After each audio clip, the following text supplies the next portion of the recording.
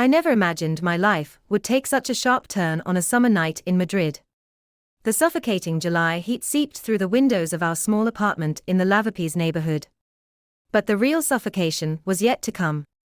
I remember sitting on the sofa, reviewing some reports from the marketing agency where I worked when Jay, my husband, walked through the door with an expression I had never seen before.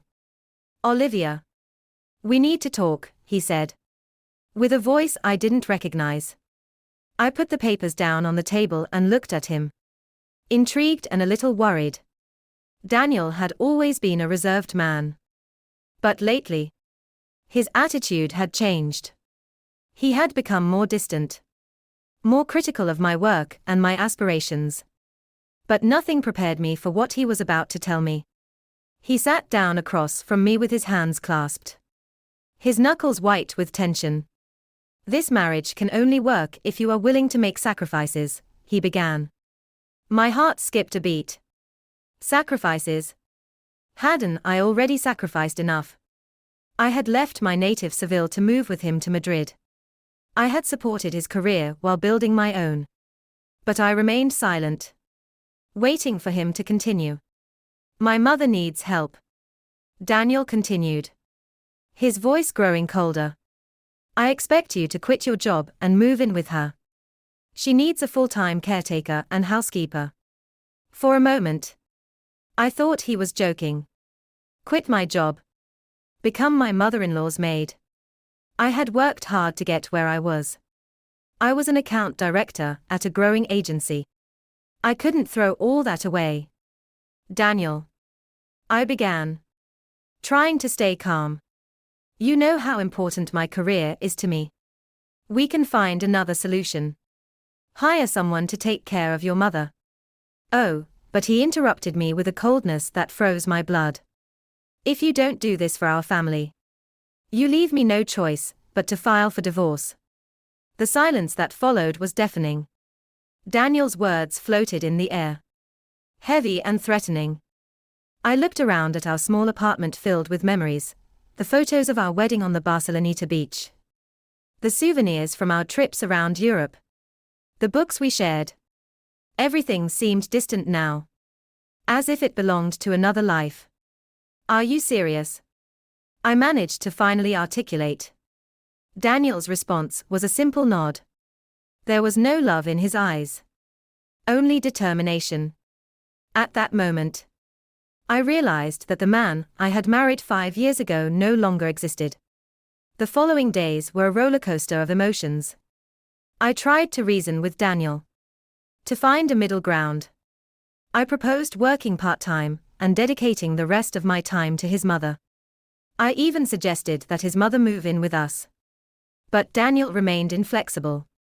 It was all or nothing. My co-workers noticed that something was wrong. Martha, my best friend at the agency, invited me for a few drinks after work. Sitting on a terrace in the Plaza Mayor, with the bustle of tourists and the smell of Spanish omelette floating in the air, I told her everything. "But you're crazy," Martha exclaimed, nearly spilling her beer. "You can't let him do this to you. You've worked so hard to get where you are." She was right. Of course. I remembered all the sleepless nights preparing presentations, the weekends sacrificed for an important project, the satisfaction of seeing my clients grow thanks to my strategies. I couldn't throw all that away. But then, I thought about Daniel, about our years together, about the plans we had made. Was he really willing to throw our marriage away for this? Doubt gnawed at me. I decided that I had to better understand my mother-in-law's situation before making a decision. Perhaps if I spoke with her, we could find a solution that would satisfy everyone. I asked Daniel to arrange a visit. The day I went to see Estella, my mother-in-law, the Madrid sky was grey, as if reflecting my mood. Her house was in a residential neighborhood on the outskirts, an area of semi-detached houses with well-kept gardens. As soon as I entered, the smell of mothballs and stale food hit me. Estella greeted me with a smile that didn't reach her eyes. "So, you finally deigned to come," was her greeting. It was no secret that we had never gotten along. But her hostility surprised me. I sat on an armchair covered in plastic while she listed all the tasks she expected me to perform: daily cleaning, shopping, cooking to her liking, and even help with her social gatherings. And of course, she added with a malicious smile, "You will have to give up that little job of yours. Decent women stay at home taking care of their family." I felt like I had been slapped. Little job. I had dedicated years to building my career. I was about to reply when Daniel entered the room. I expected him to defend me, to explain to his mother how important my job was. But he just stood there, as if he agreed with everything she was saying. That night, back in our apartment, I had a long conversation with myself. I thought about my parents, how they had always encouraged me to pursue my dreams. About my mother, who had been one of the first women in her town to go to university. About my grandmother, who had worked in the fields while raising 6 children. How could I give up everything they had fought for? The next morning, with the first rays of sun seeping through the window, I made my decision. I got up before Daniel and made coffee. When he entered the kitchen, I looked him in the eye and said, "I am not going to quit my job.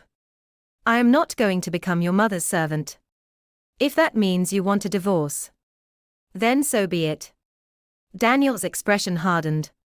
Without saying a word, he went to his study and came back with some papers. They were the divorce documents, already prepared. My heart broke into 1,000 pieces. But my resolve remained firm. That same afternoon, I began to pack my things. Each object I put in the suitcases was a memory, a broken promise. Tears ran down my cheeks. But I did not allow myself to doubt. I knew I was doing the right thing, even though it hurt. Martha offered me to stay at her place until I found a place of my own. While loading my suitcases into a taxi, I took one last look at what had been my home. Daniel was watching me from the window, his expression unreadable. For a moment, our eyes met, and I saw a glimmer of doubt in his eyes. But it was just a flicker. The taxi started, and with it, my previous life was left behind. That night, lying on Martha's sofa, with the noise of Gran Via seeping through the window, I felt lonelier than ever. But also, strangely enough, I felt free. I had chosen my path. I had defended my principles. And although the future was uncertain, I knew I had made the right decision. What I didn't know then was that this was just the beginning. That Daniel and Estella would not be satisfied with my departure. That they would try to destroy everything I had built. But that is another story. A story of struggle, resilience, and finally, triumph. A story that was just beginning to be written that summer night in Madrid, when I decided that my dignity was worth more than any marriage. The days that followed my decision not to give in to Daniel's ultimatum were a whirlwind of emotions. I moved temporarily to Martha's apartment in the bustling neighborhood of Malesana, surrounded by the constant hustle and bustle of bars and shops. Although I was immensely grateful for her support, I knew I needed to find my own space to start again. One morning, while we were having coffee on a terrace in the Plaza del 2 de Mayo, Martha suggested something that would change the course of events. "Olivia, I know it's the last thing you want to do, but I think you should talk face to face with your mother-in-law. Maybe if you explain your situation, you could reach an agreement." I laughed bitterly. "Talk to Estella. That woman has hated me since the day she met me." But as the words came out of my mouth, a part of me knew that Martha was right. If I wanted any chance of saving my marriage, or at least ending things civilly, I had to try. So, I mustered up the courage. Called Estella and arranged an appointment to see her. I chose a day when I knew Daniel would be at work. I didn't want his presence to complicate things even further. The agreed-upon day. I found myself once again in front of Estella's house, in that residential neighborhood on the outskirts of Madrid. The once impeccable garden showed signs of neglect. Some weeds peeked out from between the rose bushes. And the lawn needed an urgent cut. I wondered if Estella really needed as much help as Daniel had implied. I rang the doorbell and waited with my heart pounding in my chest. When the door opened, I came face to face with my mother-in-law. Her expression, a mixture of contempt and satisfaction, made me feel as if I had just bitten into a lemon. Well, said Estella with a smile that didn't reach her eyes. So, the prodigal daughter-in-law has returned. Have you already tired of playing at being an independent woman? I took a deep breath, reminding myself that I was here to try and resolve things peacefully. Hello, Estella. Thank you for receiving me. I would like us to talk about the current situation. Estella stepped aside, allowing me to enter the house. The interior was as cluttered as I remembered, full of antique furniture and family photographs, in which I noticed with some bitterness that I did not appear in any of them. We sat in the living room, she in her favorite armchair, and I on the plastic-covered sofa that squeaked every time I moved. Silence spread between us, heavy and tense. Finally, I decided to break the ice. Estella, I know that our relationship has never been easy, but I hope we can talk like adults about what is happening. She let out a dry laugh. Talk like adults? Girl, you don't know what it's like to be an adult. An adult woman knows her place. I felt anger beginning to well up inside me, but I forced myself to remain calm. My place is where I decide it is. I have worked very hard to get where I am in my career. Career? Estella interrupted me with a snort. You call playing with little drawings in an office a career? That's not a real job. A real job is taking care of your family, of your house. That's what a good wife does. I took a deep breath before responding. Estella, I understand that those are your values. But times have changed. Women can have a career and a family.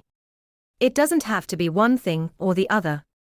Nonsense, she exclaimed, hitting the arm of her armchair with her hand. In my time, women knew what their duty was. I took care of my husband and my son without complaining. And you know what? I was happy doing it. But of course, you are too selfish to understand that. Her words hurt me more than I wanted to admit. I'm not selfish for wanting to fulfill myself professionally. I love Daniel. But I also love my job. Why do I have to choose? Estella leaned forward, her eyes gleaming with malice. Because that's how the world works. Dear. Men work. Women take care of the home. It's the natural order of things. And if you can't accept that, then you don't deserve my son. I felt tears threatening to fall. But I refused to give her the satisfaction of seeing me cry. Daniel and I are a team. Or at least I thought we were. A marriage is a partnership, not a dictatorship. Ha! Exclaimed Estella. That's what they've made you believe with those modern and ridiculous ideas. A marriage works when the woman knows her place and accepts it gracefully. I got up from the sofa, unable to keep listening. I think this conversation is not getting us anywhere. Estella also stood up, her face flushed with anger. You're right about one thing. Girl. This conversation is not getting us anywhere because you are too stubborn and selfish to see the truth. My poor Daniel. How could he marry someone like you? Those words were the last straw. My poor Daniel. The same Daniel who is willing to throw away 5 years of marriage, because I don't want to become your personal servant. Maybe you should ask yourself what kind of son you have raised. I saw the fury ignite in Estella's eyes. For a moment, I feared that she was going to slap me. Instead, she approached me, her voice a venomous hiss. Listen to me carefully. Olivia. You can continue playing at being a modern and independent woman if you want. But I warn you one thing. If you don't accept your place in this family, you will regret it. I will make sure you lose everything you think you have won. A shiver ran down my spine at the barely veiled threat in her words. Without saying anything more, I turned around and left the house, slamming the door behind me with more force than necessary. As I walked down the street, feeling the Madrid sun on my face, I realized that I had been naive in thinking that I could reason with Estella. It wasn't just a matter of different points of view, it was a fundamental clash of values and visions of the world. That night, back in Martha's apartment, I told her everything that had happened. My friend listened to me in silence, refilling my glass of wine each time I emptied it. You know what's the worst part? I said finally, my voice breaking with emotion. A part of me understands why Daniel is doing this. He has grown up with those values, with that idea of what a family should be. But it hurts that he cannot see beyond that. That he cannot value what I bring to our relationship. Martha took my hand. Ollie. Listen to me carefully. You have done nothing wrong. You are an incredible, intelligent, and capable woman. If Daniel can't see that, if he prefers to please his mother rather than support his wife, then he's the one who loses. Her words comforted me, but they could not erase the pain and confusion I felt. That night, lying on Martha's sofa bed, looking at the ceiling and listening to the distant murmur of the city, I made a decision. I wasn't going to let Estella or Daniel make me doubt myself. If I had to start from scratch, I would do it. But I would do it on my own terms. The next morning, I got up early and went to the office. My colleagues greeted me with supportive smiles. The news of my separation had spread quickly. I immersed myself in work, grateful for the distraction and sense of normalcy that it provided me. During my lunch break, I received a message from Daniel. My heart skipped a beat seeing it. A mix of hope and fear. But the content of the message left me frozen. I've talked to my mother. She says you were rude and aggressive with her. Olivia. How could you do this? It only confirms that we made the right decision in separating. I felt like I had been punched in the stomach. Not only had Estella completely twisted our encounter, but he had believed her without even bothering to hear my side of the story. At that moment, I understood that the battle ahead of me was going to be much tougher than I had imagined. But as I looked out the office window, seeing the hustle and bustle of Gran Via under the midday sun, I felt a renewed determination grow inside me. Estella and Daniel could try to break me, but I wasn't going to allow it. I had my job, my friends, my dignity. And with that, I was ready to face whatever came. The days following my disastrous encounter with Estella became an emotional roller coaster. Every morning I woke up hoping that it had all been a nightmare, only to face the stark reality that my life was falling apart. Martha's apartment, although cozy, constantly reminded me that I no longer had a home of my own. One afternoon, while reviewing some emails on my laptop, I received a message from Daniel. My heart skipped a beat when I saw his name on the screen. We need to talk. Come home tonight, it said curtly. I felt a mixture of anxiety and hope. Perhaps, I thought, he had reconsidered. Perhaps we could fix things. I dressed carefully, choosing a dress that I knew he liked, and headed to our, now his, apartment in Lavapiés. The neighborhood was buzzing with life as always, with the aroma of spices from Indian restaurants and the chatter of locals floating in the air. For a moment, I allowed myself to dream of a reconciliation. Of returning to the life we had built together. But those dreams were shattered the moment I crossed the threshold of the door. Daniel was waiting for me in the living room. His face a mask of cold determination. There was no trace of the warm and caring man I had married. "Sit down, Olivia," he said, pointing to the sofa. His tone was that of a boss talking to a problematic employee. Not a husband addressing his wife. I sat down, feeling the knot in my stomach tighten. "I've spoken with my lawyer," he began without preamble. "The divorce papers will be ready in a few days. I want this to be quick and clean." His words hit me like a punch to the stomach. "Quick and clean," I repeated, incredulous. "Daniel, are we really going to end like this? 5 years of marriage. And you don't even want to try to fix it?" He looked at me with a mixture of pity and frustration. "Fix what? Olivia? You made it very clear that your career is more important than our family. My mother told me how you treated her. Frankly, I don't recognize you." I felt anger mixing with sadness inside me. "Your mother? Are you really going to believe her before me? Daniel, you know how she is. She has always tried to separate us." But it was like talking to a wall. Daniel shook his head. "My mother only wants what's best for us, she always has. You're the one who refuses to see things as they are." At that moment, something broke inside me. I realized that the man I had loved, with whom I had shared dreams and future plans, no longer existed. In his place was a stranger, shaped by years of manipulation by Estella. "Okay," I said, standing up. "If this is what you want, go ahead. But don't expect me to stay silent while you and your mother distort reality." Daniel stood up, his face hardening. "It would be best if you picked up your things and left. You have nothing to do here anymore." That veiled threat left me frozen. What secrets? What was he referring to?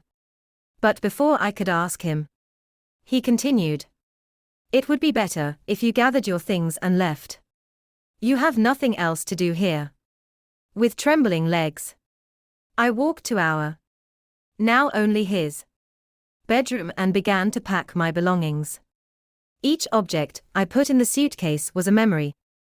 A broken promise, the wedding photos on Barceloneta Beach. The small quixote he gave me on our first anniversary. The scarf I knitted for him one particularly cold winter. All those fragments of our life together now reduced to simple possessions that I had to take away. While packing, I heard Daniel talking on the phone in the living room. His voice was low, but I could clearly distinguish that he was talking to Estella. "Yes, Mom. She's leaving now. Don't worry, I'll take care of everything." "Yes. I know you were right about her." Those words were like stabs to my heart. Not only was he kicking me out of my own home, but he was conspiring with his mother against me.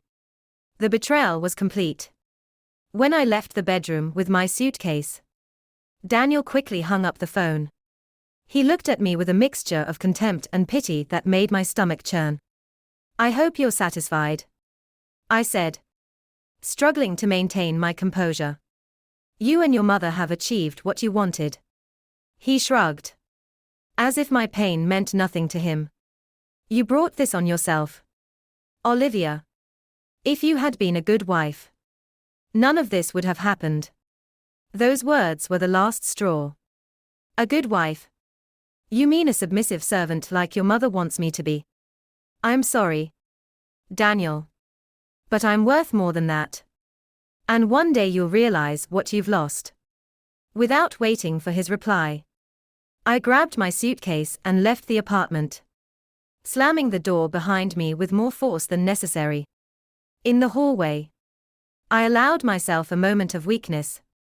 I leaned against the wall and let the tears flow freely. The pain was almost physical, as if a part of me had been torn away. But I couldn't stay there forever. With a supreme effort, I wiped away the tears and went out into the street. The afternoon Madrid sun hit me hard, as if the world wanted to remind me that life went on, even without Daniel. I walked aimlessly through the streets of Lavapiés, dragging my suitcase behind me. The neighbors looked at me curiously, but no one dared to ask. Finally, my steps led me to Retiro Park. I sat on a bench in front of the lake, watching the couples strolling in the boats, oblivious to my pain. It was there, surrounded by the serene beauty of the park, that I made a decision. I wasn't going to let Daniel and Estella destroy me. If they wanted war, they would have it. I took out my phone and called Martha. "I need a lawyer," I said as soon as she answered. "The best you can find." Martha's voice sounded worried on the other end of the line. "Ollie, what happened?" I told her everything through tears and sobs. Martha listened to me in silence, only interrupting to murmur words of support. "Come home right now," she said when I finished. "You're not alone in this. You hear me? We're going to fight." Those words were like a balm for my wounded soul. I wasn't alone. I had friends. I had my job. I had my dignity. And with that, I could face anything. The following days were a whirlwind of activity. I met with several lawyers, gathered documents, and tried to anticipate every move that Daniel and Estella might make. But nothing prepared me for what came next. One morning, as I was heading to the office, I received a call from my boss. His voice sounded tense, worried. "Olivia, I need you to come to my office immediately." As soon as I entered the agency, I knew that something was wrong. My colleagues looked at me with a mixture of pity and curiosity. Some looked away, as if they did not want to face me. In my boss's office, an unpleasant surprise awaited me. Sitting next to him was Estella, with a triumphant smile on her face. "Olivia," my boss began, visibly uncomfortable, "Mrs. Estella Garcia has informed us of some irregularities in your work. She says that you have been sharing confidential information about our clients with the competition." I was left breathless. It was a lie, a calumny so absurd that I almost laughed. But the serious expression of my boss made me realize the gravity of the situation. "That's ridiculous," I protested. "I would never do something like that." "Do you have proof?" Estella then intervened, her voice sweet as poison. "Oh, dear. The proof will arrive soon. But given the seriousness of the accusations, I'm sure your boss will want to investigate thoroughly before making a decision." My boss nodded, avoiding my eyes. "I'm sorry, Olivia, but we'll have to suspend you temporarily while we investigate these accusations." I felt the world collapsing around me. Not only had I lost my husband and my home, now I was also in danger of losing my career. Everything I had fought for. As I left the office with my colleagues' gazes fixed on my back, I realized that the war that Daniel and Estella had declared was much dirtier than I had imagined. They were willing to destroy every aspect of my life. But in the midst of despair, I felt a new determination grow within me. If they wanted war, they would have it. I wasn't the submissive and obedient woman they wanted me to be. I was a fighter, and I was going to show them what I was made of.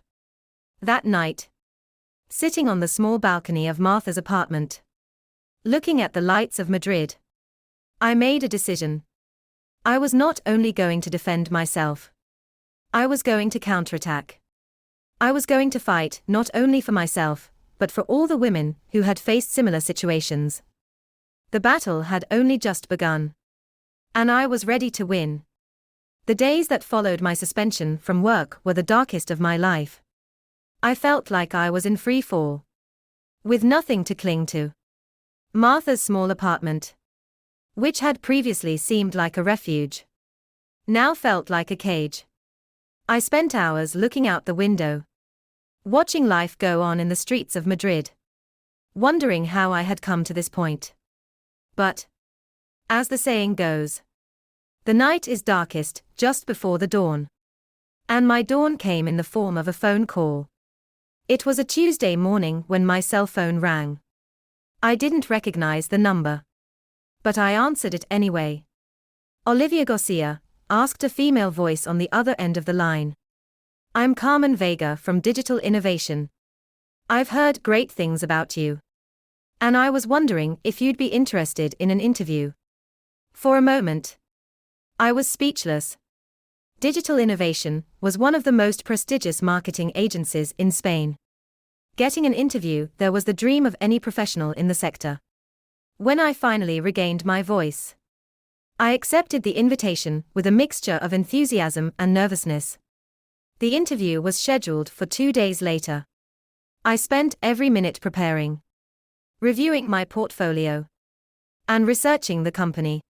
For the first time in weeks, I felt like I had a purpose, a goal to work towards. On the day of the interview, I dressed in my best suit, an elegant but modern ensemble that Martha had helped me choose. You're going to rock it, she said as she gave me a farewell hug. Her words gave me the confidence I needed. The Digital Innovation offices were in a modern building in the financial heart of Madrid. As soon as I entered, I felt transported to another world. The glass walls, the open spaces, the vibrant energy, all screamed innovation and creativity. Carmen Vega turned out to be an impressive woman with a presence that filled the room. During the interview, she asked me difficult questions, tested me with practical cases, but also listened with genuine interest when I talked about my ideas and my vision of digital marketing. At the end of the interview, Carmen looked at me fixedly and said, Olivia, I'm going to be direct. I've heard rumors about your current situation. I know that you've been suspended from your previous job under accusations of misconduct. My heart sank. So, Estella's influence had reached here. But before I could say anything, Carmen continued. However, I've also investigated your career. Your achievements speak for themselves. I don't know what's behind those accusations. And frankly, I don't care. What matters to me is your talent and your potential. And I believe you'd be an excellent addition to our team. Tears threatened to spring from my eyes, but I held back. With a trembling voice, I thanked her for her confidence and let me make sure. Not only had I gotten a new job, but it was a promotion. A recognition of all my effort and dedication. For the first time in weeks, I felt that the future was bright again. That night, Martha insisted we go out to celebrate. We went out for tapas in La Latina, toasting with red wine in every bar. With each glass, I felt a part of me come back to life. The laughter absent for so long welled up again from my throat. For you, Ollie, said Martha, raising her glass. For your resurgence. The following weeks were a whirlwind of activity. I immersed myself in my new job with renewed energy. Digital innovation was everything I had dreamed of and more. My ideas were heard, valued, and implemented. For the first time in a long time, I felt truly appreciated for my talent and my effort. But not everything was rosy. Despite my new beginning, the ghosts of the past still haunted me. One afternoon, as I was leaving the office, Daniel was waiting for me on the opposite sidewalk. My heart skipped a beat. A mixture of fear and anger took hold of me. Olivia, he called to me as I crossed the street toward him. We need to talk. I stood firm, determined not to let myself be intimidated. We have nothing to talk about. Daniel. Everything is in the hands of the lawyers now. His face hardened. You think you can just move on like nothing happened? You think I don't know about your new job? A shiver went down my spine. How did he know? Was he following me? My life is none of your business anymore. I snapped. And if you think you can intimidate me, you're very wrong. He moved closer. His voice a menacing whisper. Be careful. Olivia. Remember that I know all your secrets. I can make your life hell if I want to. At that moment, something broke inside me. All the fear, all the insecurity I had felt transformed into a burning fury. My secrets. I yelled, not caring who could hear us.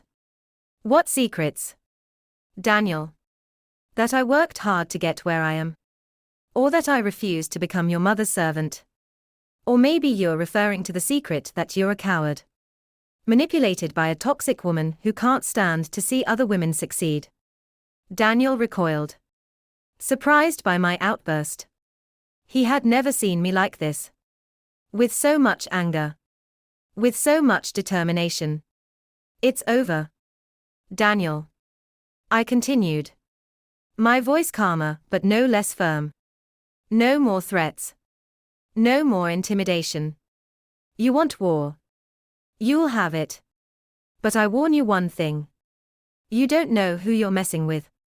I turned around and walked away, leaving him standing there, speechless. I could feel his gaze fixed on my back. But I didn't care.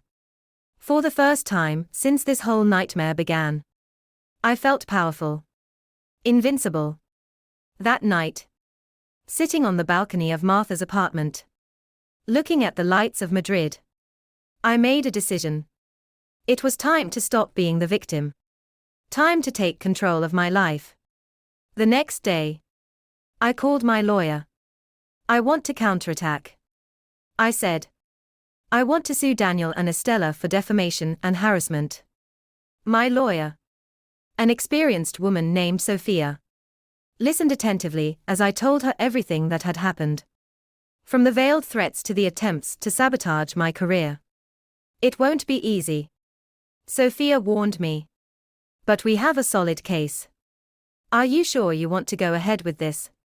I've never been more sure of anything in my life. I replied without hesitation.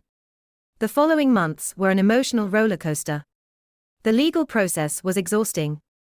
Each day brought new challenges. Daniel and Estella counterattacked with everything they had. Making up lies. Trying to tarnish my reputation. But I was no longer the insecure woman I had been. Each attack only made me stronger. More determined. At work, I channeled all that energy into innovative projects that impressed my bosses and clients alike.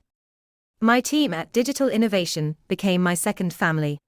We stayed up late working on campaigns, sharing pizzas and laughs. Little by little, the Olivia who had been the confident and ambitious woman began to re-emerge. One afternoon, while presenting a new digital marketing strategy to an important client, I saw Carmen smiling at me from the back of the room. When I finished, amidst enthusiastic applause, she approached me. I'm impressed, Olivia, she said.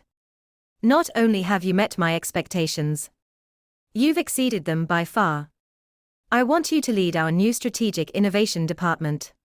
That night, while celebrating my promotion with Martha and my new friends on a terrace overlooking the royal palace, I realized how much my life had changed in such a short time. I had lost a lot. It's true. But I had also gained so much. The legal process was still ongoing.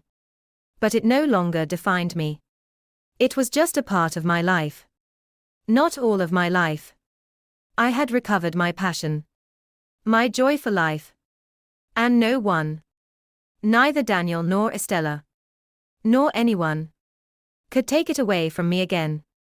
As I raised my glass to toast, I looked around at the smiling faces of my friends, at the lights of the city that I loved so much. And I knew with certainty that the best was yet to come. I had risen from the ashes, stronger and brighter than ever. And this was just the beginning. Just when I thought my life was starting to stabilize, destiny had another surprise in store for me. It was a Friday afternoon, and I had just arrived home after a tiring but satisfying week at work. The small apartment I had rented in the Argensweiler neighborhood had become my refuge. A space that was just mine, and that represented my new beginning. I was about to open the door when I heard familiar voices that chilled my blood. There, on the landing of my apartment, were Daniel and Estella. Their faces showed a mixture of arrogance and determination that made me take a step back instinctively. Well, said Estella, with a smile that didn't reach her eyes. So, you finally deigned to appear. Do you know how long we've been waiting? Daniel took a step forward, his expression hard and cold. Olivia, this has to end. You can't keep living here like nothing happened. I was paralyzed for a moment, unable to process what was happening. How had they found out where I lived? What did they mean by saying I couldn't keep living there?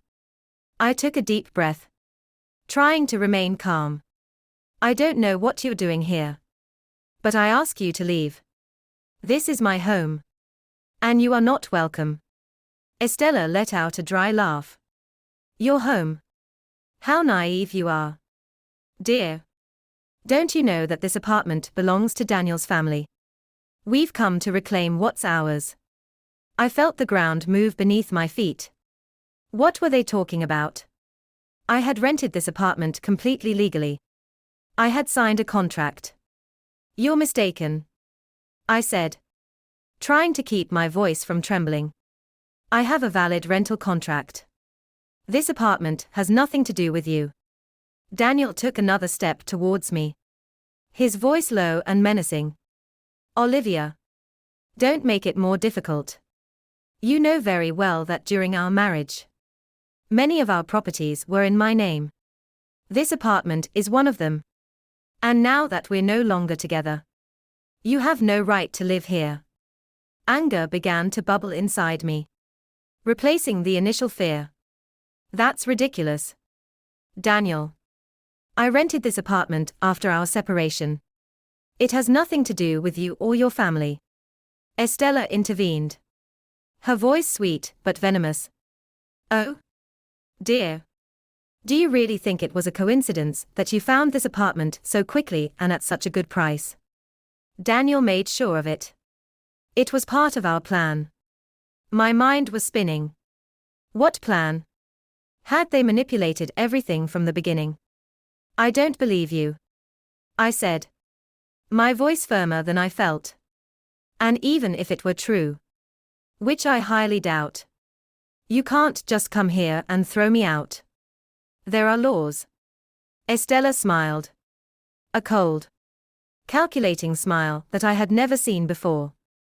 Laws? Olivia, dear, have you forgotten who I am? I have contacts, influence. I can have you evicted from here in the blink of an eye. At that moment, something inside me snapped. All the fear, all the insecurity I had felt transformed into a burning fury. I wasn't going to let them intimidate me, take away what little I had managed to rebuild. Very well, I said, pulling out my phone. If you're so sure of your rights, you won't mind waiting for the police to arrive, will you? I saw the confidence in their faces falter when I offered resistance. Don't be ridiculous, Olivia, said Estella, her voice losing some of its artificial sweetness. There's no need to involve the police in family matters. But I was already dialing the emergency number. Family matters. You stopped being my family the moment you decided to destroy my life. While we waited for the police to arrive, the atmosphere on the landing became increasingly tense.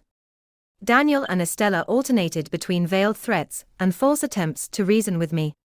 I stood firm, leaning against the door of my apartment, refusing to let them in. Finally, after what seemed like an eternity, we heard the sound of footsteps coming up the stairs. Two officers from the National Police appeared. Their faces serious and professional. "Good afternoon," said one of them. "We received a call about a property dispute. Can someone explain to us what's going on here?" Before I could open my mouth, Estella stepped forward. Her face transformed into a mask of affliction. "Oh, officers. I'm so glad you're here. This woman," she said, pointing at me, "refuses to leave a property that belongs to my son. We've tried to reason with her, but she refuses to listen." I felt my blood boil at her audacity, but I forced myself to remain calm. "That's not true. Officers," I said. "I rented this apartment legally several months ago. I have a valid rental contract. And I have paid all my bills on time. These people," I pointed to Daniel and Estella, "are trying to intimidate me into leaving." The officers looked at the three of us, assessing the situation. "Do you have documents to prove what you say?" one of them asked me. "Of course," I replied, grateful that I had kept all my papers in order. "If you allow me to enter my apartment, I can show them to you right now." Daniel tried to intervene. "Officers, I assure you that this apartment belongs to my family. We have the property titles that prove it." The officer raised a hand to stop him. "Sir, if you have those documents, I suggest you present them at the police station. For now, we're going to review the lady's documents." I went into my apartment, aware of the furious glares of Daniel and Estella behind me. With trembling hands, I took out my rental contract, payment receipts, and other relevant documents. The officers reviewed them thoroughly while I waited, my heart pounding 1,000 beats per hour. Finally, one of them spoke. "Madam, your documents appear to be in order. According to this, you have a valid rental contract for this apartment."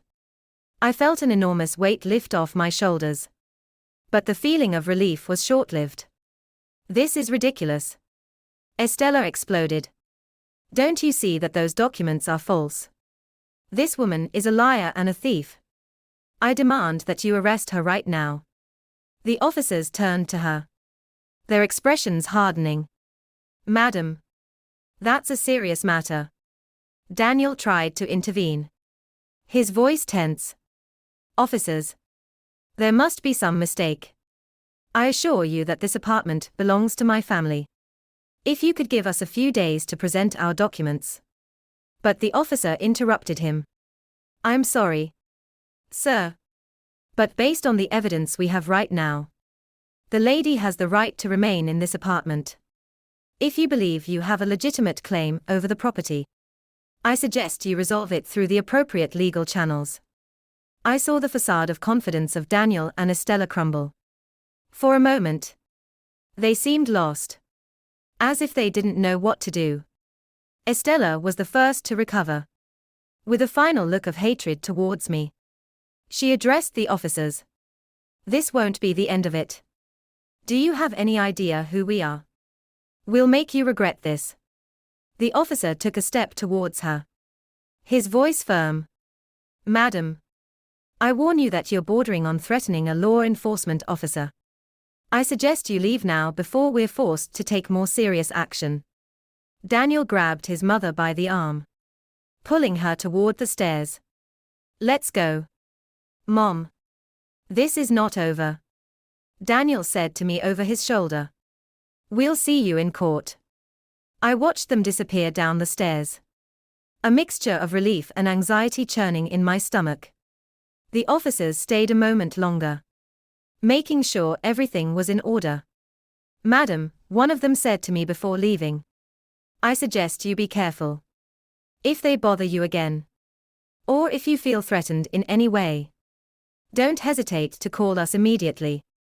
I nodded, grateful for their professionalism and support. When I finally closed the door behind them, I collapsed to the floor, my legs trembling. The tears that I had been holding back began to flow freely. But these were not tears of fear or despair. They were tears of relief. Of triumph. For the first time since this whole nightmare began, I felt that I was in control. I had faced Daniel and Estella. I had defended my rights. And I had won. That night, as I looked out the window of my small apartment, seeing the lights of Madrid shine in the distance, I felt that something had changed inside me. I was no longer the victim, the frightened woman fleeing the threats of her ex-husband and her mother-in-law. I was a fighter. A survivor. I knew this was not the end. Daniel and Estella would carry out their threat to take me to court. But I was no longer afraid of them. I was ready to face whatever came, because now I knew that I had the truth on my side. And that made me invincible.